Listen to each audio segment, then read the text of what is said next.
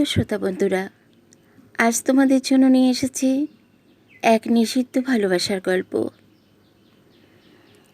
গল্পটি কেমন লাগলো তা শুনে অবশ্যই কমেন্টস করে জানাবেন, আর লাইক করতে ভুলবেন না। এবং যারা এখনও পর্যন্ত চ্যানেলটিকে সাবস্ক্রাইব করেননি তাদের বলবো, প্লিজ চ্যানেলটিকে সাবস্ক্রাইব করে আমার পাশে থাকবেন। বাংলা গল্প, রোমান্টিক গল্প শুনতে থাকুন।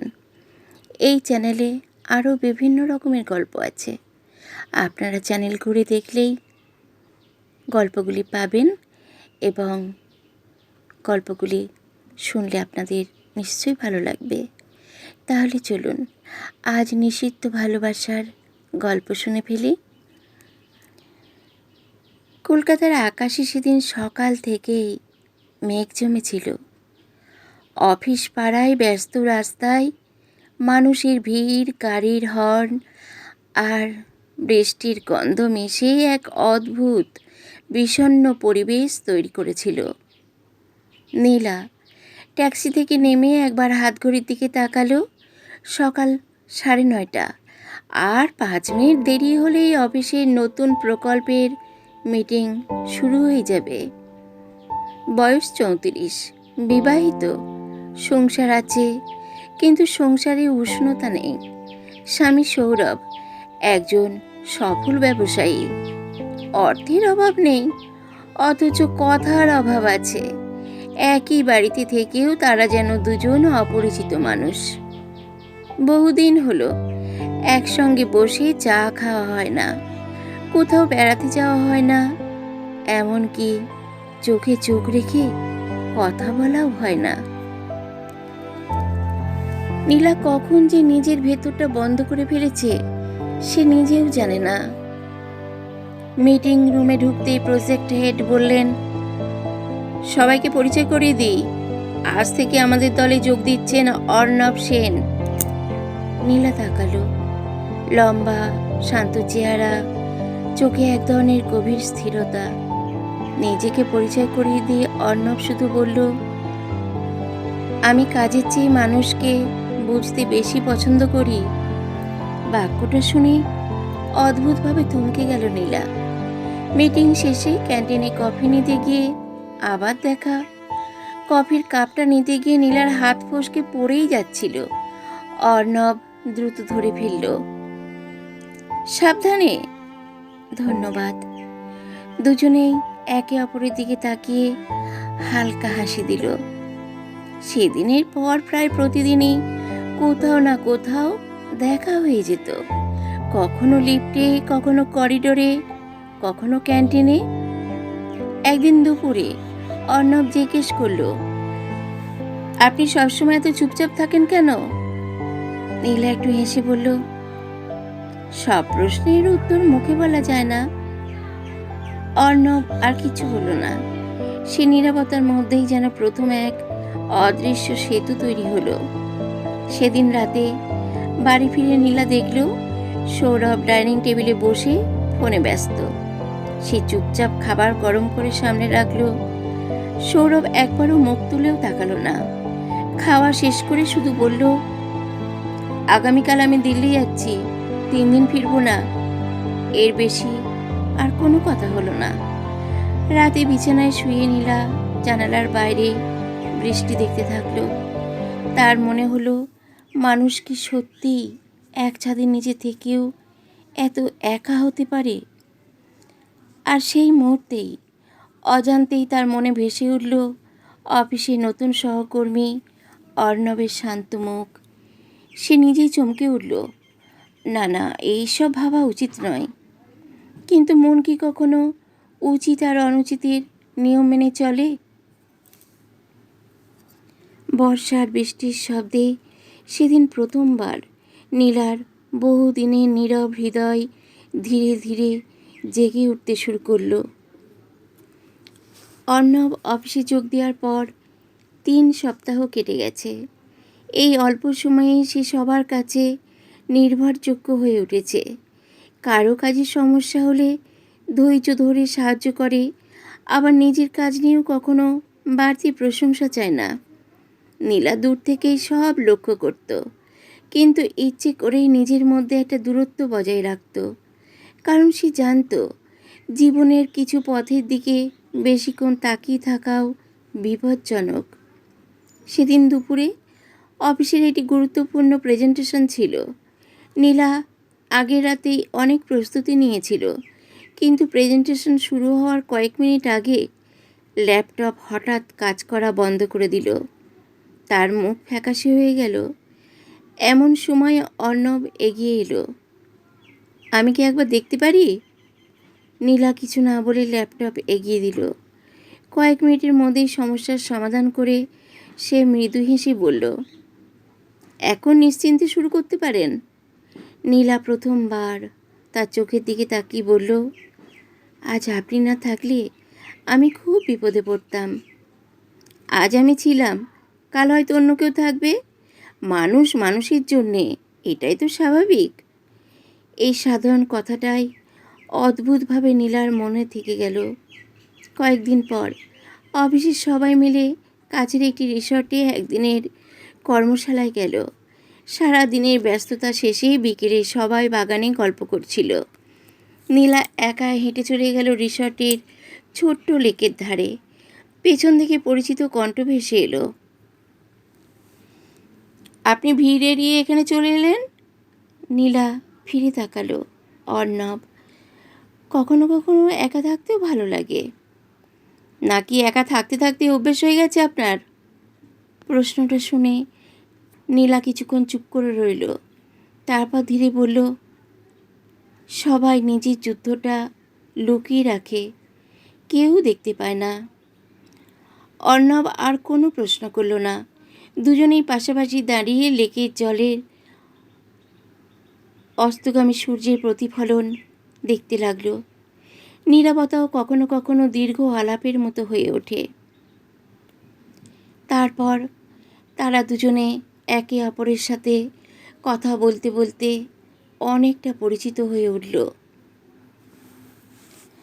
একসময় নীলার মুখে খিলখিল হাসিও শোনা গেল।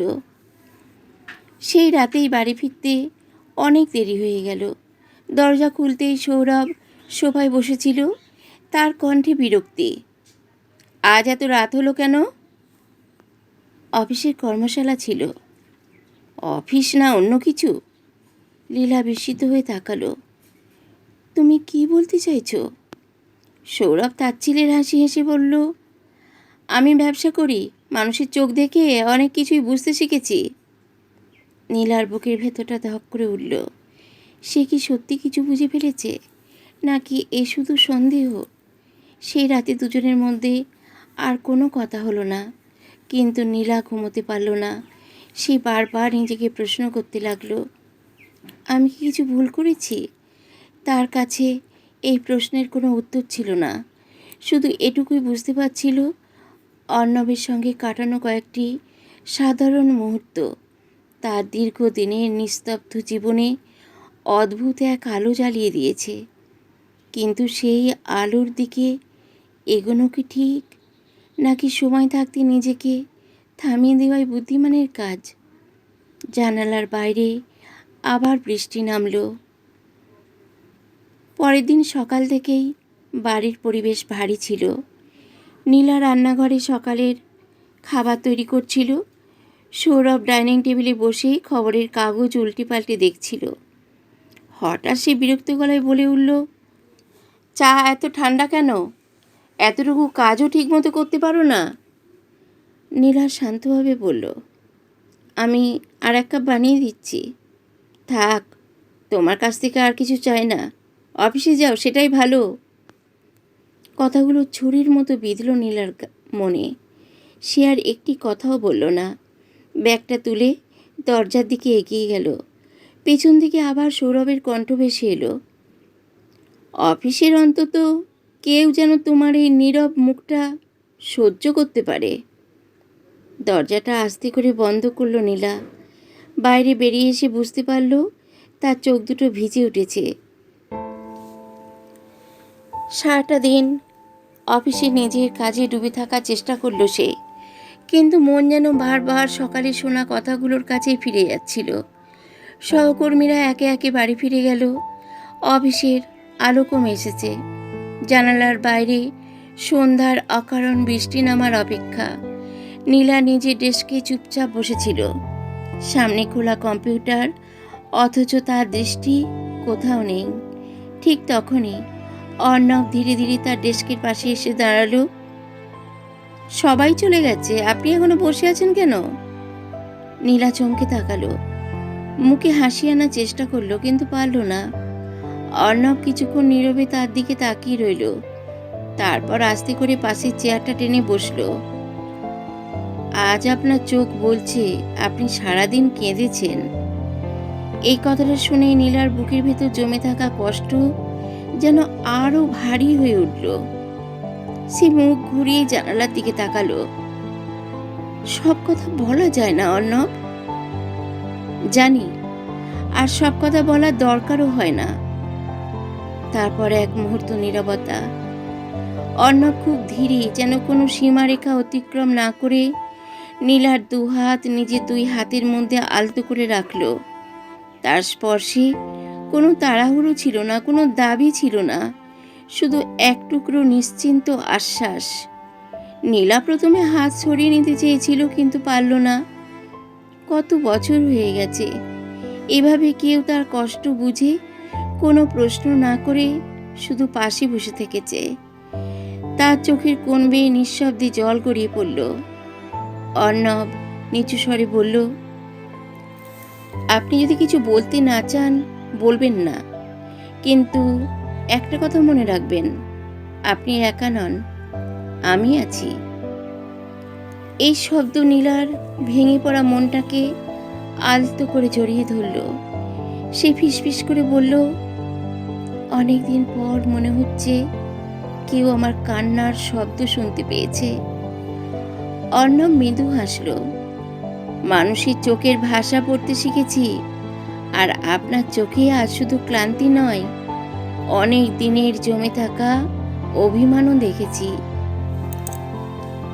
ঠিক তখনই বাইরে ঝুম বৃষ্টি শুরু হলো। জানলার কাছে বৃষ্টির ফোঁটা গড়িয়ে পড়ছে। নীলা ধীরে ধীরে নিজের হাতে দুটি সরিয়ে নিল। সে জানত এই কয়েক মুহূর্ত নীরব সান্নিধ্য তার ভেতরের শূন্যতাকে নাড়া দিয়ে গেছে, কিন্তু সেই সঙ্গে আরেকটি সত্যও তাকে তাড়া করে ফিরছিল। এই পথ যত সুন্দরই হোক, এর প্রতিটি পদক্ষেপ বিপজ্জনক।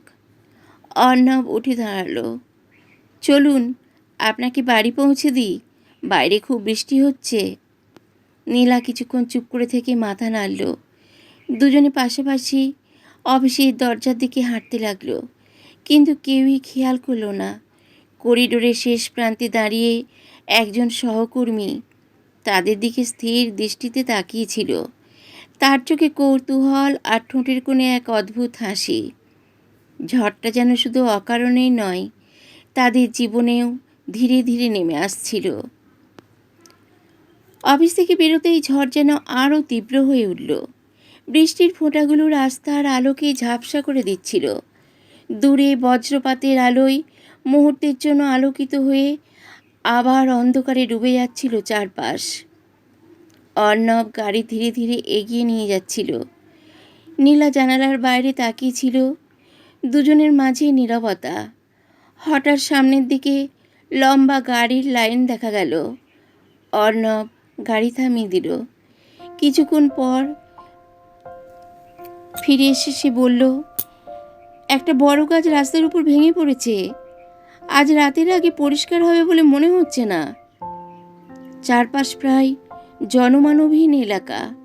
বৃষ্টির শব্দ ছাড়া আর কিছুই শোনা যাচ্ছে না। এই কথাটা শুনেই নীলার বুকের ভেতর কেমন যেন কেঁপে উঠল। তার মনে পড়ে গেল সকালের সেই অপমান, সৌরভের তীক্ষ্ণ কথাগুলো। এত রাত করে ফিরবে, এবার কি অজুহাত দেবে? ভাবনাটুকুই তাকে ভেঙে দিল। সে মাথা নিচু করে বসে রইল। তারপর অজান্তেই চোখ বেয়ে নীরব অশ্রু গড়িয়ে পড়তে লাগলো। অর্ণব কিছুক্ষণ চুপচাপ তাকিয়ে রইল নীলার দিকে। সে কোনো প্রশ্ন করল না। সে নীলাকে বুকের মধ্যে জড়িয়ে ধরল, রুমাল দিয়ে মুছে দিল তার চোখের জল। এরপর তার গালে হালকা করে কিস করল অর্ণব। লজ্জায় মুখ লাল হয়ে গেল নীলার। অর্ণব বলল, কাঁদতে ইচ্ছে করলে কাঁদুন, সবসময় শক্ত হয়ে থাকার তো কোনো নিয়ম নেই। এই সহজ কথাটাই যেন নীলার ভেতরে বাঁধ ভেঙে দিল। সে ফিসফিস করে বলল, আমি বাড়ি ফিরতে ভয় পাচ্ছি। দেরি হলে আবার অপমান, সন্দেহ, কটু কথা। কখনো কখনো মনে হয় আমার জন্য কেউ কোথাও অপেক্ষা করে নেই। কথাগুলো শেষ হতেই তার কণ্ঠ ভেঙে গেল। অর্ণব আস্তে করে তার কাছে এগিয়ে গেল। এক মুহূর্ত দ্বিধায় থেকে সে নীলাকে জড়িয়ে ধরে তার মাথাটা নিজের কাঁধে নিয়ে রাখল। নীলা আর নিজেকে সামলে রাখতে পারল না। সে কান্নায় ভেঙে পড়ল এবং অর্ণবকে জড়িয়ে ধরল সে। অর্ণব খুব শান্তভাবে তাকে নিজের বুকে চেপে ধরেছে। কোনো আবেগের উচ্ছ্বাস নয়, কোনো অধিকার নয়, শুধু একজন বিপর্যস্ত মানুষকে নিরাপত্তার অনুভূতি দেওয়ার মতো করে। নীলার কপাল প্রায় অর্ণবের একদম ঠোঁটের কাছে। তার কান্না ধীরে ধীরে শান্ত হতে লাগল। অর্ণব রুমাল দিয়ে তার চোখের জল পুনরায় মুছে দিল। নরম গলায় বলল, আপনার চোখে এত কান্না মানায় না, প্লিজ আপনি আর কাঁদবেন না, আমি তো আছি আপনার সাথে। নীলা কিছু বলল না, শুধু চোখ তুলে একবার তাকালো। তারপর অর্ণবকে যে জড়িয়ে ধরেছিল সে ছেড়ে দিয়ে তাকে নিজের সিটে সোজা হয়ে বসল। সেই চোখে ছিল অসহায়তা, ক্লান্তি আর দীর্ঘদিনের জমে থাকা অভিমান। অনুভব করল এই মুহূর্তে তার মনে যে অনুভূতির জন্ম হচ্ছে সেটার নাম শুধু সহানুভূতি নয়, সেই ভাঙা নিঃসঙ্গ মানুষটির প্রতি গভীর টান অনুভব করছে। কিন্তু সেই অনুভূতির সঙ্গে সঙ্গে আরেকটি সত্যও তাকে তাড়া করছিল।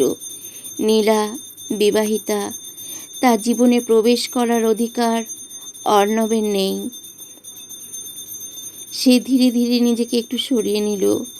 বাইরে তখনও ঝড় চলছে। দূরে কয়েকজন কর্মী এসে ভাঙা গাছ কাটার কাজ শুরু করেছে। অর্ণব গভীর শ্বাস নিয়ে মনে মনে বলল, তোমার কষ্ট ভাগ করে নিতে ইচ্ছে করছে নীলা, কিন্তু তোমার জীবনের সীমারেখা আমি কখনো অতিক্রম করতে চাই না। আর নীলা জানালার বাইরে তাকিয়ে বুঝতে পারল কিছু আশ্রয় খুব ক্ষণস্থায়ী হয়, তবুও সেই কয়েকটি মুহূর্তই মানুষকে আবার বেঁচে থাকার সাহস দেয়। গল্পটি এখানেই সমাপ্ত হলো। আপনাদের কেমন লাগলো অবশ্যই কমেন্টস করে জানাতে ভুলবেন না, আর লাইক করতেও ভুলবেন না। আপনজনদের মধ্যে প্লিজ শেয়ার করে দেবেন। আজ আসি, নমস্কার।